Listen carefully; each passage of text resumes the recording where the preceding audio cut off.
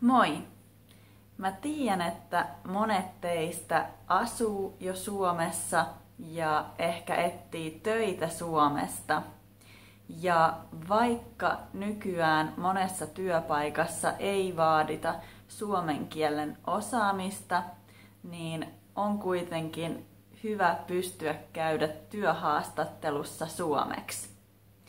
Netistä löytyy tosi paljon vinkkejä, miten selviytyä hyvin työhaastatteluista, joten mä en keskity tässä videossa siihen, vaan mä vastaan 3 yleiseen kysymykseen, mitä yleensä työhaastatteluissa kysytään. Sillä tavalla saatte vähän vinkkejä ja ideoita, miten vastata näihin kysymyksiin suomeksi. Miksi haet tätä työpaikkaa?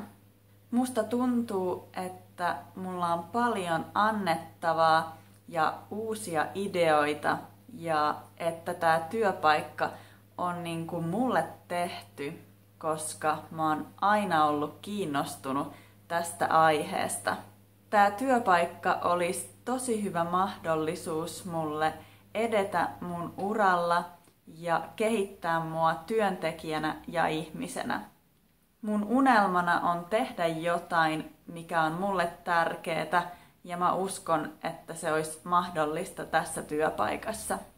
Ja mitkä on sun hyvät ja huonot puolet? Mun hyvät puolet on, että mä oon tosi tunnollinen ja teen aina parhaani kaikessa, mihin ryhdyn. Ja mä oon myös tosi järjestelmällinen ja mulla on korkea stressinsietokyky. Mun heikkous on, että mä oon ehkä liian kiltti, enkä osaa sanoa ei, jos mulle annetaan lisätehtäviä, mikä saattaa johtaa sit ylitöihin silloin tällöin. Missä näet itsesi 5 vuoden kuluttua? Italiassa rannalla makoilemassa. Ei vaiskaan.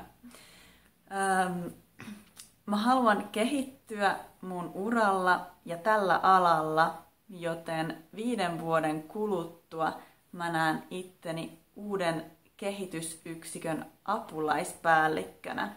Jahas, sait työpaikan.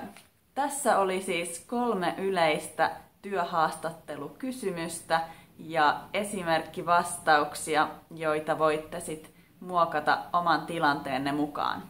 Tsemppiä työhaastatteluun. Moikka!